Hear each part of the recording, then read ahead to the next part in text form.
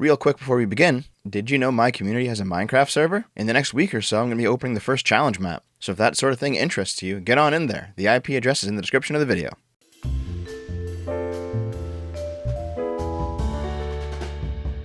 In the last video, I talked about the study that Jonathan Haidt worked on, ideological differences in the expanse of the moral circle, and how we were going to put aside the obvious implications of it for another time. Well, today is the other time.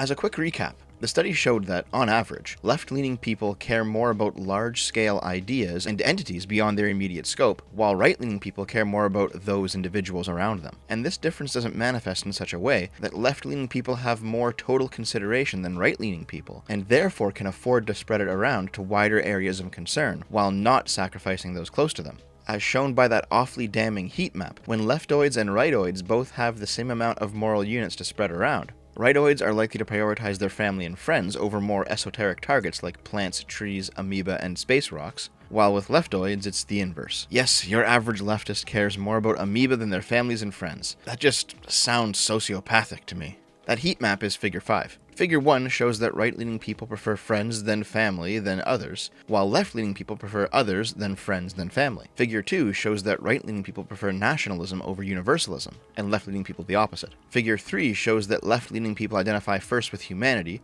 then community, then country, while right-leaning people identify first with country, then community, then humanity. Figure 4 shows that the most extreme of leftists prefer non-human entities to human ones, and everybody else, even non-extreme but still solidly leftists, prefer humans, though the gap gets wider the more right you go. If we were to boil down a general rule out of these bits of information, it would be that progressives prefer universalized, high-minded concepts, and they allocate their moral consideration accordingly, towards large, encompassing classes of things, while conservatives prefer localized, grounded concepts, and they also allocate their moral consideration accordingly towards individuals, but not just random individuals, but those individuals that they're close to. All that being said, it still remains to be seen which of these approaches is correct. I'd guess that the answer is it depends. Is it possible that the leftist view is too ivory tower, too disconnected from reality and the people living within it, and the rightists are grounded and practical and more connected to others? Absolutely. Is it also possible that the leftist view is necessary when tackling large-scale, complex problems, while the rightists are too lost in the forest to see the trees? Again, absolutely. If you're living in a local community of trusted family members and friends, and allocating your moral consideration accordingly, then the localist view might be correct, and the universalist would likely come in the form of some city slicker who doesn't know a lick about you or your community, flying in to mess things up out of ignorance, thinking his ways work everywhere. At the same time, if you're the leader of a government, and you need to muddle your way through to the correct path while still representing vast swaths of people, who may not agree with each other, let alone you, while still getting the job done on a project that is simply too big to go it alone? In this case, the more universalist view might be correct, and the localist would likely be the small-minded country bumpkin, who only cares about his concerns and wants to see them fulfilled, even if it's at the cost of somebody else somewhere else. NIMBY style, because their perspective doesn't allow them to see that cost, or even care about it. The point is, I'm not passing judgment on which position is correct here, except when it comes to valuing space rocks over humans. Fuck you, commies. And yet, despite all of this, how often do you see leftists try to appeal to the community in their rhetoric? The black community, the BIPOC community, the trans community, the LGBTQ+ community.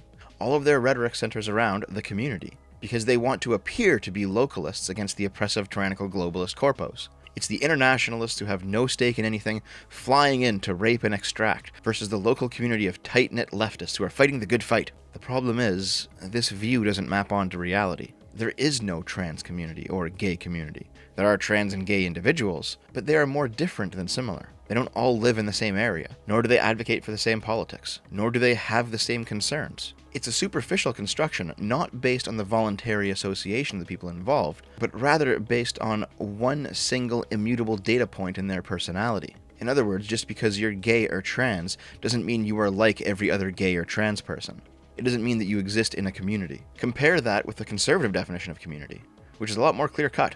Their family, their friends, their neighbors. Deep, consensual interpersonal ties of a group of people who all live in the same area. This is a community, and rightists often have this while leftists don't. Even in those instances where there is an identifiable physical community, like a neighborhood where predominantly black people live, unless there's some sense of belonging, of togetherness, of community, then there's not a community there. And for sure, some black neighborhoods in the States have this, and a lot of others do not. Asian and Latino neighborhoods are far more likely to, which is why it makes a lot more sense to call them communities. Progressives wield the community in order to gain a lot of leverage. If you want to cancel somebody but there's no concrete allegations, well, he's insulting the community, even if we can't find an individual who's actually bothered. If you want to force through some bit of policy, whether that's legislation or terms of service or whatever, well, it's good for the community, even if you can't find any actual benefit. And the thing is, they're not able to stop themselves. The entirety of the left at this point sits atop a foundation of socialism.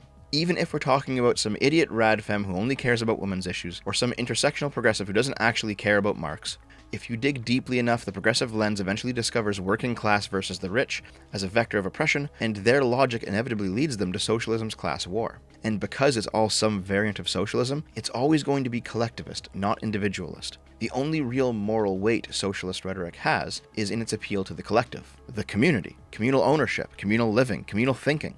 So progressives can never actually appeal to gay individuals or trans individuals. They can only craft non-existent communities and appeal to those. We gotta coin a phrase, Dev's Law or something, because I've gone back to Marx's On the Jewish Question too many times in this channel. If you need to understand why Marxism explicitly rejects the liberal right to free association, which is the foundation of why they force people into these fake communities, then you have to read this essay. In it, Marx complains that the liberal conception of rights leaves man an isolated monad, turned inward toward his own property, his own endeavors, and his own troubles, while freedom is found through our connections to others. And while Marx is correct, freedom can be found through our connections to others. That's only if such a connection is voluntary. The Marxist criticism of liberal rights is that they don't allow people to be connected together. But we don't need a right for that. If you want to do that, we'll do it. The natural end result of Marx's complaint is that, in the Marxist conception of rights, one person will be allowed to force a connection with another due to his right to be connected.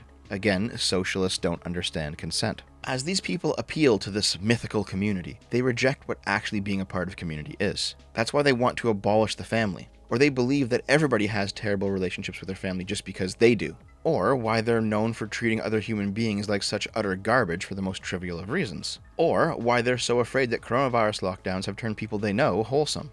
Hold on, you guys keep talking about the community, and now that women are becoming more community-oriented, it's suddenly a big problem? Even worse, now that the power of appealing to the community has been recognized, we've started to see new revisions of that idea crop up. Have you happened to notice appeals to the international community or the global community in the name of all sorts of causes? The fundamental problem with all of this is that this just isn't what a community is. It doesn't need to be mono-ethnic or mono-racial or mono-religious, though that can obviously help. But your community is the people around you that you voluntarily choose to associate with. And as the study at the beginning of this video showed, leftists do not value their communities, while rightists do. No matter how many mucho texto comics they write about how, as queer POCs, they need to rediscover a new anti-capitalist, anti-imperialist definition of family ties and blah blah blah, and they're literally just talking about having friends. However, while it's true that leftists don't value community, they also don't really need to. They only need to appeal to it. As long as they can identify themselves as the voice of the community, that's the wedge in the door to introduce unwanted bureaucracy. Now the trans community is not simply random trans people who are disconnected, but somebody who speaks for it. And that somebody now runs an organization, and that organization now lobbies politicians, collects donations, and silences critics, even among those very trans people it should be representing. The first thing I think is that we actually do have an ideological frame. Myself and Alicia in particular are trained organizers. We are trained Marxists. We are super versed on sort of ideological theories. And I think that what we really try to do is build a movement that could be utilized by many, many Black folk. If you can label it, then you can centralize it. And if you can centralize it, then you can gatekeep and subvert it. The only way to fight back against this is to force them to keep things particular. Don't let anyone get away with broad sweeping allegations or demands. Don't consent to give your voice to their efforts. Don't talk about things on their terms or agree to their terminology.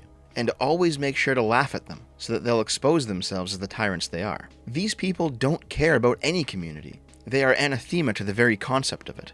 And if they're coming for a community that you're a part of, then you have an obligation to defend it. Alright guys, that about does it for me. You are correct in assuming that there's no weekly sip this week and instead you're getting this video. I'm trying really hard to get back into the content creation saddle. I don't like going weeks without making videos anymore, so I'm just going to focus on this for a bit. As always, please consider checking out the evening Twitch streams at twitch.tv/gameboomers. Hop into the Minecraft server if that tickles your fancy, and I will see you next time. I love you.